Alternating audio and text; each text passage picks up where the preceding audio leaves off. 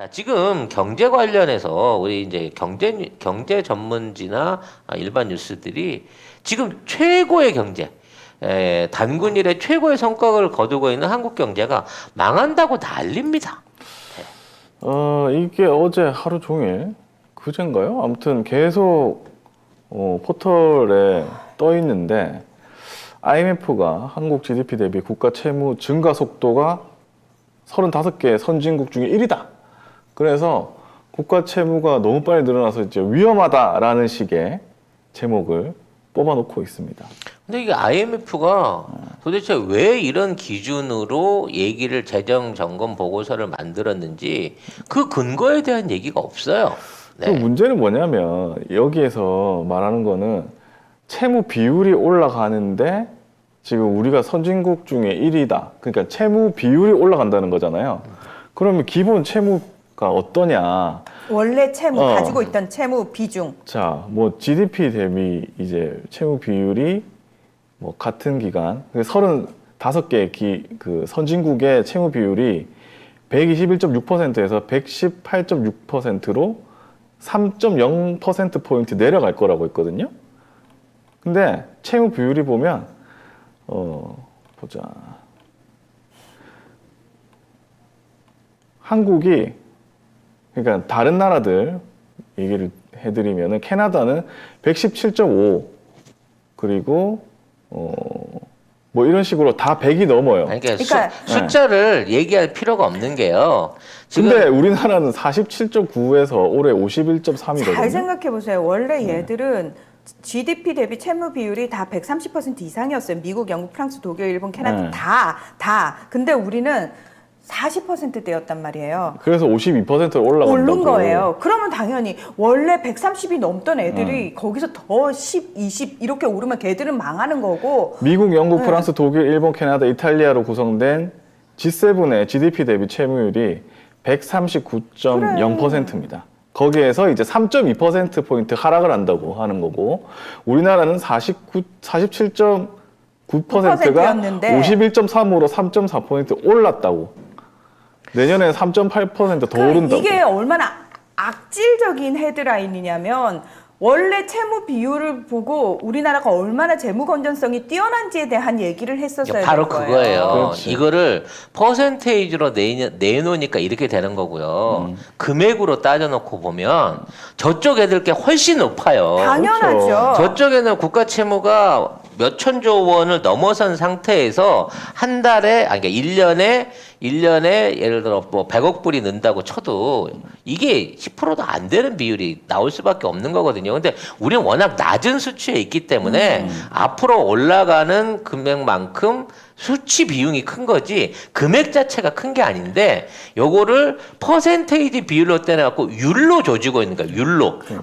그거하고 똑같네. 코로나 때랑 똑같은 거야. 때랑 똑같고 우리 백신 접종률이랑 똑같고. 그래서 이 거지 같은 것들이 무슨 얘기를 하면 우리가 이번에 코로나에 관계해가지고 추경 예산, 그러니까 추가 지출 예산을 50조 원 가까이 이상을 쓴다는 거예요. 이미 40조를 썼고. 그래서 그만큼 대비비가 올라갔는데 IMF도 모르고 있는 게 뭐냐. 우리가 그 이상을 추가 세수를 더 걷었어요. 더 돈이 거쳤다고. 그렇죠. 그러니까 국가 부채로 따져놓고 보면 없어요. 그러니까 IMF는 그걸 몰라. 우리 내부 사정을 몰라. 다른 나라나 우리나라는 똑같이 코로나를 극복하기 위해서 재난기금을 쓰고 거기에 대한 추가 예산이 들어간다는 건 알고 있어.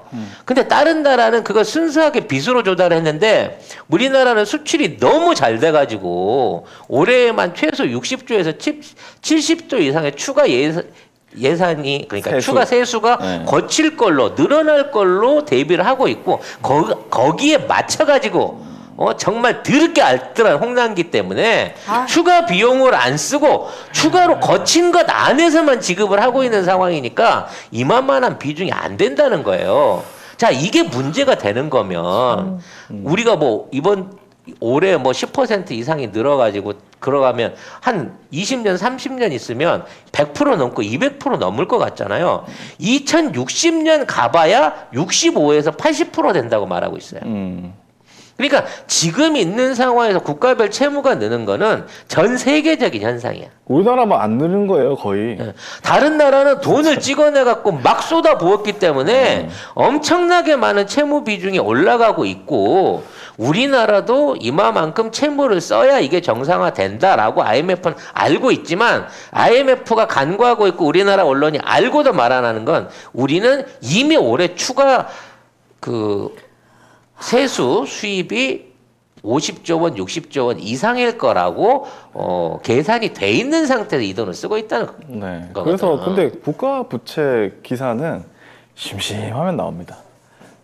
우리나라 망한다는 식의 그런 기사거든요. 그 제목만 보면.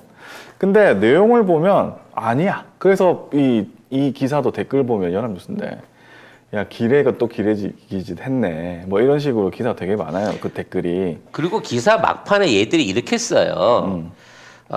지들도 아는 거지. 국가 그렇지. 채무 비율은 증가세지만 다른 나라에 비해서는 낮은 수준이고 현재 채무 수준이라기보다는 채무가 늘어나는 속도에 대한 문제다라고 얘기했지만 당장 재무 건전성은 무난하다는 평가가 지배적이다. 이거를 맨 끝에 써놨어. 그러니까 결국 문제가 아니란 걸 알고 있으면서 표제에만 문제라고 이걸 써놓은 거죠. 그리고 이거를 다음에서는 일면 제일 상단에 고정해 놓습니다. 아, 난 진짜 이놈의 언론을 어떻게 때려잡아야 할까요? 난 자, 정말 아무튼 채무 부분에 대한 사기 먼저 밝혀드렸고요. 그 다음에 이제 성장률 관련해가지고 네. 또 중앙이 또 악담을 써냅니다. 2030년에서부터 60년까지 1인당 잠재 성장률이 0.8%다. 네. OECD 공동 꼴찌다. 라고 얘기를 하고 있어요. 그럼 1등이 몇 프로냐? 1등이 0.11%예요. 그리고 우리가 0.8%인데 꼴등이래. 근데 이게 또 웃긴 게 이게 뭐냐면 이 보고서가 10년 주기인가 뭐 이런 식으로 이제 써 있어요. 근데 그 동안에 그러니까 2030년에서 60년인데 뭐 우리가 그 전에 한 2020년, 2026년인가 그때는 영국하고 캐나다까지 다 따라잡아가지고 우리나라가 그때 성적을 확 합니다. 그래가지고 G3가 돼요. 중국, 미국 다음에. 왜냐면 지금 있는 속도가 그렇게 되게 돼 있거든. G3가 되고 그렇게 해서 발전을 하게 되면 그 다음 성장 안 하지 않습니까? 그 기간이 2030년부터라는 거예요. 아니 근데 2030년에 우리가 더 이상 성장을 못하게 된다는 근거가 뭐가 있어? 그 근거도 좀 희박하긴 한데 이 30년 뒤에 거를 이야기하는 것도 좀 웃기긴 한데 그것도 중앙은 제일 뒤에 우리가 제일 성장률이 낮을 때만 딱 잘라가지고 공동 꼴찌다. 이런 식으로 써놨어. 근데 G3가 되면 뭐해? G7, G20 안에 있는 나라들의 이런 기레기 외론들 없잖아. 그 나라에는. 그 나라에서 이런 기사 쓰면 바로 고발당해서 날라가지. 이거는 진짜. 바로 근데 간판 이게 내리지. 우리나라만 유일해요. 이렇게 선진국 중에서 이런 언론이 주류를 이루고 있는 게 우리나라만 유일하다고. 이건 있을 수 없는 일이에요. 지금 매년 이렇게 올해만 하더라도 제가 이제 6% 걸었습니다만 5%는 되는데 6%까지는 갈지 모르겠어요. 4.5% 이상은 확실합니다. 역대급이거든요. 이명박근혜 정부 동안 1%도 성장을 못했어요, 매년. 마이너스나 똔똔이 마이너스 겨우 면한 수준, 그것도 부동산으로 겨우 면한 수준이었지. 근데 우리는 부동산 가격을 올해 잡아가기 시작하면서 순수하게 수출 경제로만 해갖고 지금 4.5% 이상을 보고 있어요. 그렇죠. 심지어 이 보고서에는 우리나라가 뭐 철도가 놓인다든지 아니면 통일된다든지 이런 게 없습니다. 그럼요. 그냥 뭐 그냥 빅3가 된다는 거예요, 우리나라가. 그러니까 우리가 얼마나 많은 희망적인 얘기를 했습니까? 남북 경제고리부터 시작해갖고, 저기 유럽 철도 연결, 가스 연결, 북극 항로 연결, 아니면 미 대륙하고 육로 연결, 뭐 하나라도 터지면 칠광구가 됐든 평양 석유가 됐든 동해안 가스전이 됐든 우리가 얘기했던 비전 중에 뭐 하나만 터져도 우리나라 성장률은 거기 앞에 숫자가 하나 더 붙어요. 아니 근데 진짜 이 기사 진짜 엉망인 게 이 기사를 어제부터 계속 포털에서 상위에 노출시키고 있거든요. 그래서 요거는 어떻게 댓글에서 야 그럴 줄 알았다. 우리 바로 정부를 윤석열 확정되자마자 정부 까기에 나선 거예요, 언론이. 야 이런 참 좀 매우 짜증나는 상황입니다. 근데 이게 우리가 예상했던 바인데 예상을 해도 이런 경제 기사는 진짜 하루 이틀이 아니고 계속 심심할 때마다 뭔가 윤석열이 뭔가 잘못했거나 아니면 뭔가 이재명이 잘했거나 이런 게 있을 때마다 하나씩 올라와. 이것도 아마 한 달 전인가 그럴걸요, 아마. 아무튼 이 경제 자료가? 관련된 뉴스들 또는 그 대한민국의 어떤 그 성과, 이번 문정부의 성과를 깎아내리려고 하는 이런 기사들에 대해서 청와대나 민주당 측이 강력하게 문제 제기를 하고 정정 보도를 요구하는 이러한 그 태도를 갖춰야 됩니다. 이들 전면전이에요. 저것들은 모든 거짓말을 동원해가지고 진짜 온갖 걸 다 동원해서 온갖 방법을 다 써볼 겁니다. 왜냐하면 이게 아마겟돈인 줄 알거든. 이게 종말전이에요. 그렇죠. 무서운 삼촌이 되면 끝장난다는 걸 알기 때문에 그나마 지금 이 짓거리를 하고 있는 건데 무서운 삼촌은 되기 전에도 얼마든지 이놈들을 혼낼 수 있거든요. 할 수 있다. 네. 해야 된다. 민주당과 180 그 의원들이 똘똘 뭉쳐가지고 되기 전부터 제대로 가르쳐 놓고 때려가면서 우리가 승리를 확인할 수 있게끔 준비를 해야 될 것 같습니다. 오늘 여수 갓김치에서 신제품 김치들을 품평하는 날입니다. 물 갓김치입니다. 그리고 여기 배추김치가 있고요. 그 다음에 이거는 갓김치죠. 야, 사이즈가 엄청납니다. 그리고 여기는 깍두기고, 그리고 여기는 알타리 김치. 배추김치를 한번 잘라볼게요. 엄청 통째로 말아가지고 맛 한번 볼게요.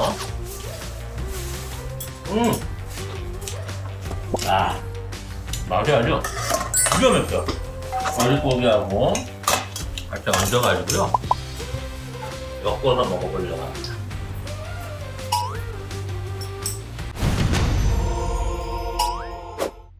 젓가락과 양념이 완벽하게 조화를 이룰 수가 있는 거니까 이 갓김치를 껍데기를 먹어보기 전에 국물을 한번 맛을 봐볼게요. 야, 이 시원한 맛은 여러분들이 이거 한번 보시게 되면 중독이 될 수밖에 없는 맛이에요. 깍두기를 잠깐 볼까요? 왜 이렇게 뭐가 달짝지근한 건가요, 뒷맛이? 하지만 최고라고 칠 수 있는 거는 물 갓김치. 이 물 갓김치 맛이, 이 국물 맛이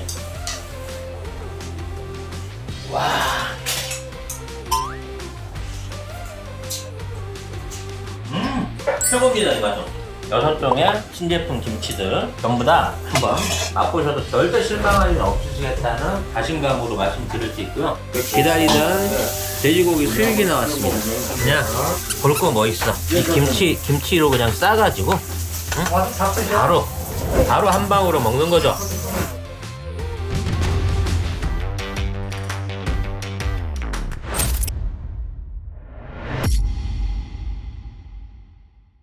또 하나의 그 저격 기사라고 봐야 되겠죠. 이번에 또 문재인 대통령을 또 건드렸습니다. 네. 이제 곽상도가 안 하니까 이제 언론이 나 진짜 아니 곽상도 없어지고 좀 없어질 줄 이 알았더니 곽상도가 원래 이제 자녀 저격범 아니겠습니까? 스토킹 네, 전문적으로 남의 집 자식들 학력이라든지 뭐 아무튼 뭐 직업이라든지 아니 뭐 손자 병원 간 것까지 뭐 그런 것까지 했잖아요 그때. 뭐야, 아주 그때. 민주계 사람들에 대한 게 가족 스토킹 전문이 곽상되는데 아들 50억 때문에 없어지고 나니까 이제 그걸 대신해 갖고 언론이 나섰어요. 네, 문화일보 단독인데요. 대통령 딸도 아빠 찬스. 이거 아빠 찬스는 단어를 붙였어요. 곽상도한테 안 붙일 거를. 자, 작년 말부터 자녀와 청와대 거주했다. 이게 좀 아니 제발. 딸이 부모랑 같이 사는 게 찬스야. 나 우리 엄마랑 나 송 여사님이랑 살면 나 찬스. 찬스야? 나 엄마 찬스야? 아니 왜 김정숙 여사는 대통령 부인일 뿐인데 왜 청와대 사냐고 나가라 남편 그러지? 찬스, 남편 찬스. 남편 찬스냐 그건? 남편 찬스. 하여튼 뭐 이런 거를 단독이라고 하니까 또 이것도 포털에 쭉 올려놓습니다. 그리고 다른 신문들에 쭉 다 받았습니다. 그래가지고 이제 청와대가 해명을 했죠. 청와대는 법에 위반이 없다. 아니 이렇게 당연하게 가족들 데리고 사는 게 당연한 거지. 네. 미국은 손주도 아니 저기 사위도 데리고 살고요. 거기 프랑스는 애인도 데리고 살아요. 맞아. 결혼 안 했는데. 맞아. 미국은 뭘 시키더라고 또 뭐 백악관 수석까지 시켜 자식들. 아니 하긴 뭐 최순실도 막 살았으니까. 아니 아니 최순실은 법적으로 아무 관계가 없는 남이잖아 나. 그러니까 근데 걔는 뒷문으로 24시간 자유롭게 드나들었잖아. 아니 무슨 똥개도 아니고. 자 대통령 등의 경호에 관한 법률 시행령 제2조에 보면은 경호가 필요한 가족은 대통령 및 대통령 당선인의 배우자와 직계 존비속으로 한다라고 돼 있습니다. 이것들이 이제 나중에 딸 다혜 씨가 먹은 부식비까지 다 계산해 갖고 또 이게 다 우리 혈세로 먹은 거라고 또. 혈세 아니고 이거 처음에 대통령께서 월급에서 나가는 부분을 다 공개했었어요. 제일 처음에 청와대 들어갔을 때, 자, 대통령의 월급이 얼마고, 그러면 청와대에서 살 때 대통령 공짜로 사냐고, 그랬을 때 대통령님이 사용하는 생활비나 이런 것들 있잖아요. 이건 다 대통령 월급에서 나간다고 제일 초창기에 취임 초기에 기사로 쫙 나왔어요. 아니 뭐 박정희 때는 박근혜 안 살았나? 박지만이 안 살았나? 하여튼 난뭐 아니 심지어 관저의 응접실에다가 대형 침대와 냉장고를 놓고 거기에서 수요일만 되면 아무튼 뭐 만나서 이상한 양복부터 한복 얘기부터 시작해서 88이 좋냐 비아그라가 좋냐 뭐 이래 가면서 100억 주사 맞고 그렇게 산 사람도 있었어요. 네. 그게 30년 40년 전 얘기가 아니야. 불과 7, 8년 전이야. 어쨌든 이런 단독들이 어제 제가 말씀드렸지만 언론들이 더 심하게 이렇게 올리고 언론들이 올린다고 중요한 게 아니라 포털이 계속 상위에 띄워놓고 그런 짓을 반복하고 있습니다. 네, 저는 이 포털 진짜 문제다. 아예 포털이 없으면 그냥 사람들이 문화일보 들어가서 보겠죠. 근데 포털이 있기 때문에 포털 들어가자마자 딱 뜨는 거 단독 이렇게 딱 해가지고 대통령 아빠 찬스 이렇게 나오거든요. 이거 진짜 미칠 노릇입니다, 이거. 만일 이거를 갖다가 따로 집을 얻어갖고 이게 이제 따로 살았잖아요. 그러면 저 돈은 누구한테서 대준 돈이냐? 저거 대장동에서 나온 돈 아니냐? 아니면 누가 대통령을 대신해갖고 비자금으로 집어넣어줬다. 이런 놈들이야.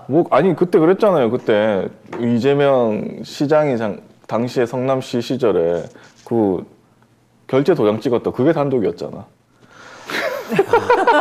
아무튼 이런 단독 중에 또 쉽게 말하면 민주계열을 까면 또 윤석열 띄우는 기사가 있어야 되잖아요. 그렇죠. 조선일보가 하다 와, 나 진짜 형광등 몇 개? 1000개였어? 나 이 개였어? 기사를 봤을 때 백종원 씨가 이거 고소고발 해야 된다고 봅니다. 난 진짜 다시 형광등의 트라우마가 되살아났어. 조선일보가 가락시장 찾은 윤석열의 미식가의 면모를 과시했다 그러면서 제2의 백종원이냐라고 얘기를 했는데 이거 백종원 씨 고발해야 됩니다.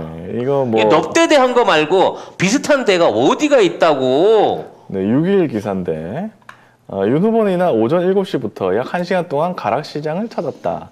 이른 아침에도 불구하고 지지자 40여 명이 모여 윤석열을 외치며 환호를 보냈다.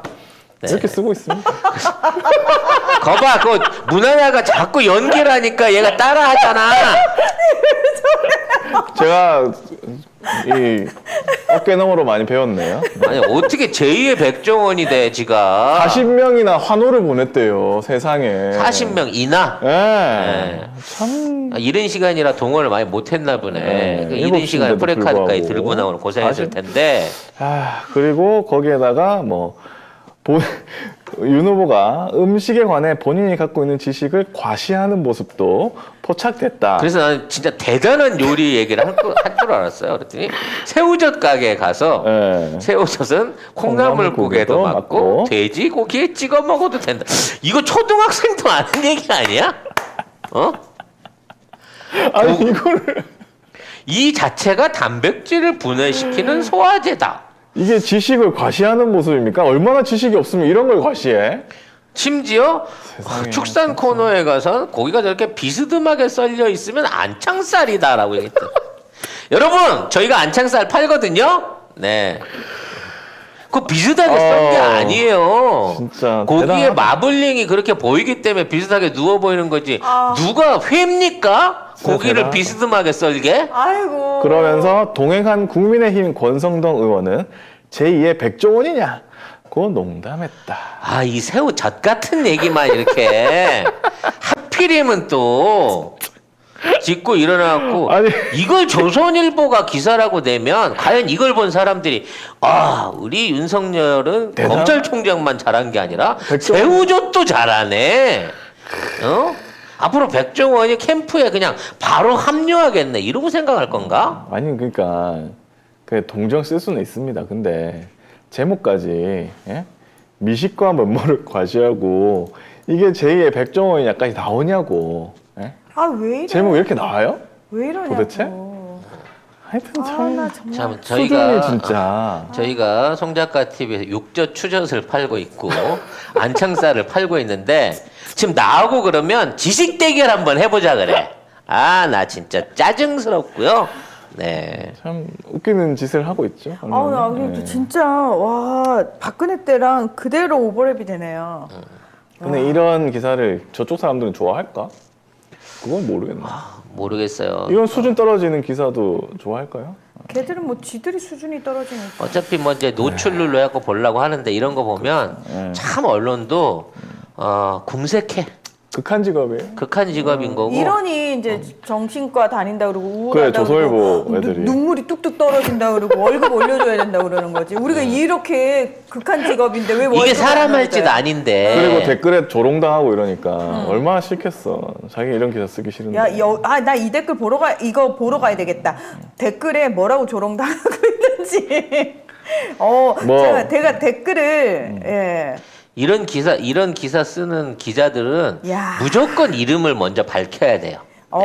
박근혜 때랑 판박이네. 형광등 100개 아우라 그러더니 똑같대. 네. 북한의 노동신문 김정은 찬양하는 기사에 필적하는 기사네. 한국의 조선일보 윤석열 찬양하는 기사구만. 이런 기사 이름 달고 쓰면 안 쪽팔리냐?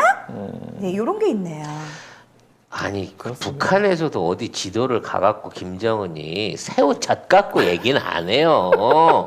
수준이 있지. 네. 네. 하여튼 자. 뭐 그렇습니다. 예.